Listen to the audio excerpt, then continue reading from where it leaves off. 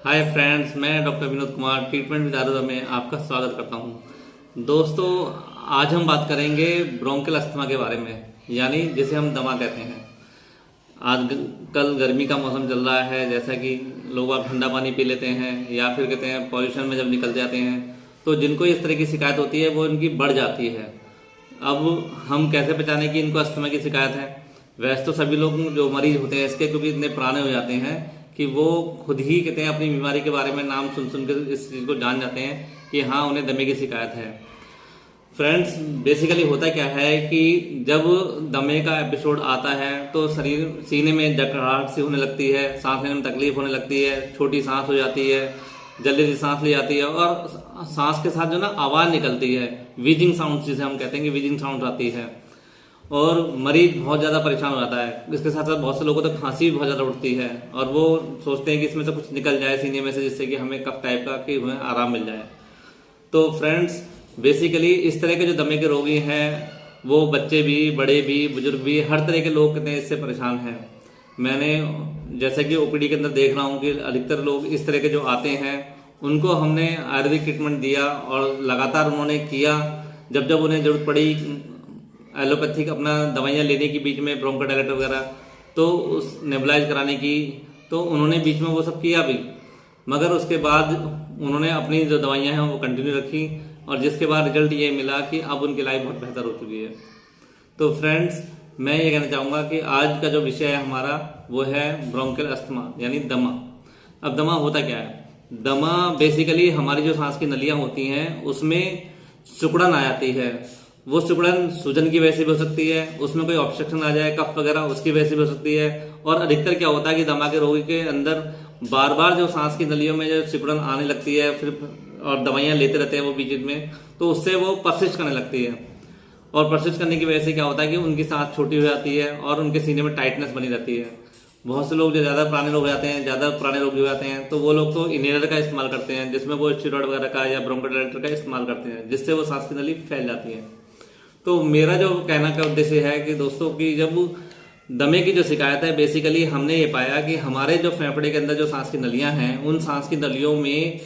सिकुड़न आ जाने की वजह से, उनमें सूजन आ जाने की वजह से, उनमें कफ के जमा हो जाने की वजह से जो संकुचित हो गई हैं, उनमें रास्ता जो उनका कहते हैं मतलब कम हो गया है, जिसकी वजह से कहते हैं हमें प्रॉपर ऑक्सीजन का आदान प्रदान नहीं हो पाता है, जिससे हमें ये समस्या विकट बनती चली जाती है हमारी। तो इसे हमने दमा कहा है। अब ये जो स्थिति है इससे छुटकारा कैसे पाया जाए? तो दोस्तों, जो मोस्टली जो पेशेंट हैं वो शॉर्टकट अपनाते हैं। करते क्या है कि अपना इनहेलर ले लिया, उससे कहते हैं अपना ब्रोंकोडायलेटर का, जिससे कि कहते हैं अपना सांस की नली थोड़ी देर फैल जाती है और उन्हें थोड़ी सांस लेने में आसानी हो जाती है। तो ये जो ट्रीटमेंट है ये केवल सिम्टोमेटिक होता है फॉर द शॉर्ट टाइम, जिसकी वजह से क्या होता है कि वो मरीज को धीरे धीरे उसकी आदत सी पड़ने लगती है और आदत पड़ने की वजह से कहते हैं वो रोगी जो होता है वो टोटली उस पर डिपेंडेंट होता चलाता है। जो दिन में एक बार कहते हैं पफ का यूज करता है, पता लगा वो 2 बार 3 बार, फिर आगे चल के धीरे धीरे इसकी फ्रिक्वेंसी बढ़ती चलाती है। तो मेरा जो आपसे कहने का उद्देश्य ये है कि अगर आप इसी समस्या के लिए आयुर्वेदिक दवाइयाँ इस तरह की इस्तेमाल करें जिससे कि कहते हैं उनके जो सांस की नलियाँ हैं उनमें फैलाव आए, उनकी जो इलास्टिसिटी है वो मेंटेन करे, उनके अंदर ताकत आए, जिससे कि कहते हैं वो जल्दी से कहते हैं अपना संकुचित ना हुआ करें। बाहर के जो भी पोलन्स हैं, हिस्टामिन्स हैं हमारे, या धूल मिट्टी के कण हैं जिनकी या ठंडा पानी पीने की वजह से धूल जो सांस की नली सिकुड़ जाती हैं। तो बेसिकली मेरा फ्रेंड्स ये कहने का उद्देश्य है आपसे कि अगर आप अपनी इस समस्या के लिए जो भी आप ट्रीटमेंट ले रहे हैं वो लें अपना, लेकिन एक आयुर्वेदिक ट्रीटमेंट को जरूर अपने साथ शामिल करें। आयुर्वेदिक ट्रीटमेंट देखने के बाद में मैंने अधिकतर रोगियों पे ये पाया है कि अगर उन्हें दवाइयाँ प्रॉपर वो लोग करते हैं तो आज वो उन चीज़ों से छुटकारा पा चुके हैं, उन्हें कोई इनहेलर वगैरह की जरूरत नहीं पड़ती है और ना ही कहते हैं अपना जल्दी से नेबुलाइज वगैरह कराने की जरूरत पड़ती है।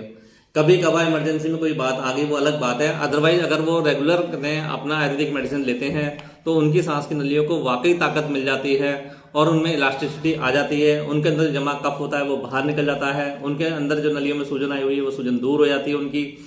और जिसकी वजह से कहते हैं उनका ऑक्सीजन का जो आदान प्रदान है, सांस का जो आदान प्रदान है वो बहुत ही अच्छा हो जाता है। तो फ्रेंड्स, बेसिकली इसमें जो मैं बताऊंगा कि जो दवाइयां हैं हमारे आयुर्वेद की बहुत सारी आती हैं, लेकिन आप विशेष रूप से उसमें जो ले सकते हैं हमारे यहाँ अगस्त्य हरित की रसायन आता है। अगस्त्य हरित की रसायन को आप आधा चम्मच, आधा से पौन चम्मच तक आप ले सकते हैं। वो गर्म दूध या गर्म पानी के साथ लेते हैं तो डेफिनेटली कहते हैं आपकी सांस की नलियों में बहुत अच्छा उसका रिजल्ट आपको देखने को मिलता है। आप उसका जब अवश्य इस्तेमाल करें, किसी भी मेडिकल स्टोर पे या हमारे सरकारी आयुर्वेदिक अस्पतालों पे वो आसानी से मिल जाता है। इसके साथ साथ अगर आप कहते हैं दवाइयाँ में लक्ष्मी विलास रस है हमारे यहाँ पे, संजीवनी बटी आती है हमारे यहाँ, चंदामृत रस आता है। अगर इस तरह की दवाइयों को और जोड़ लेते हैं उसके साथ में, सिरप है, खदराइस्ट आता है, आप इनको अगर शामिल कर लेते हैं तो देखते हैं कि वो जो सांस की जो आपकी परेशानी है वो वाकई कहते हैं बहुत जल्दी कहते हैं ठीक होने लगती है और आपको सांस लेने में बहुत ज़्यादा आसानी होती है। हम लोग अपना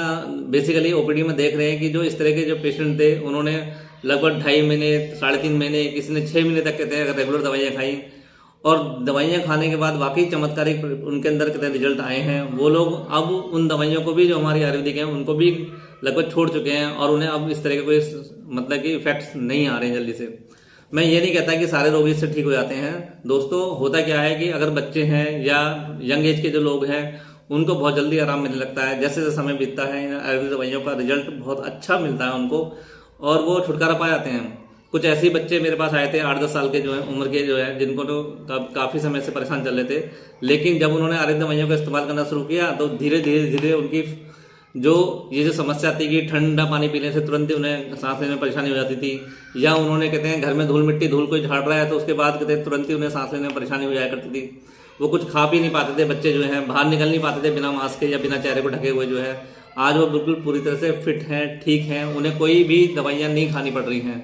तो दोस्तों इन्हीं सबको रिजल्ट देखने के बाद, यंगस्टर का रिजल्ट देखने के बाद, बुजुर्गों का रिजल्ट देखने के बाद मेरा ये विचार बना है क्यों ना मैं इस तरह की एक वीडियो बनाऊं जो आप लोगों के बीच में कहते हैं जाए और आप लोग उसका भरपूर फायदा उठा सकें। तो फ्रेंड्स मेरा ये कहने का मतलब है कि जो भी लोग सांस की तकलीफ से गुजर रहे हैं या सांस की दवाइयों से परेशान हो रहे हैं, दवाई लेते लेते भी उनकी समस्या ठीक नहीं हो रही है, तो वह जरूर कहते हैं अपने जो भी नज़दीकी कहते हैं हमारे आयुर्वेदिक फिजिशियंस हैं उनसे ज़रूर संपर्क करें और आयुर्वेदिक दवाइयों को अपने साथ में शामिल करें। बेसिकली इसमें अवलेह जो होता है हमारा, जैसे मैंने बताया था अगस्त्य हरित की अवलेह है, या हमारी स्वास्थ्य चटनी आती है, हमारे श्वास का चिंतामणि रस आता है,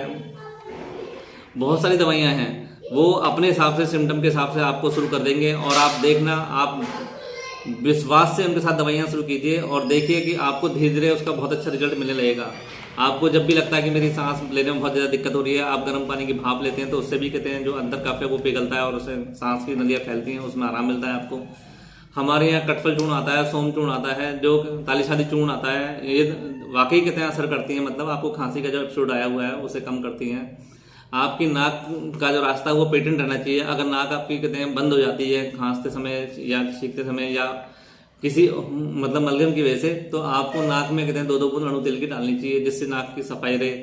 और रास्ता पेटेंट बना रहे। तो फ्रेंड्स बेसिकली जो मेरा कहने का उद्देश्य ये था इस वीडियो का कि आप लोग आयुर्वेदिक ट्रीटमेंट को जरूर शामिल करें और आयुर्वेदिक ट्रीटमेंट के बाद में आप देखिएगा कि आपके जो दमे की जो समस्या है वो काफ़ी हद तक नियंत्रित हो जाती है। और नियंत्रित क्या, अगर आप यंग एज में या शुरुआत में हैं तो डेफिनेटली वो छूट भी जाती है। क्रॉनिक पेशेंट के लिए मैं कह नहीं सकता, क्रॉनिक पेशेंट के लिए कहते हैं आप सपोर्टिव के रूप में इसको जरूर इस्तेमाल कर सकते हैं, जिससे कि आपकी लाइफ इजी गोइंग बने। तो फ्रेंड्स जरूर ध्यान रखिएगा, आयुर्वेदिक ट्रीटमेंट अवश्य लीजिएगा और अपनी सांस की जो ये परेशानी है, दमे की जो परेशानी है, इससे आप अवश्य ही जरूर छुटकारा पाएंगे। तो मिलते हैं एक नई वीडियो के साथ, नई पहचान के साथ। बाय।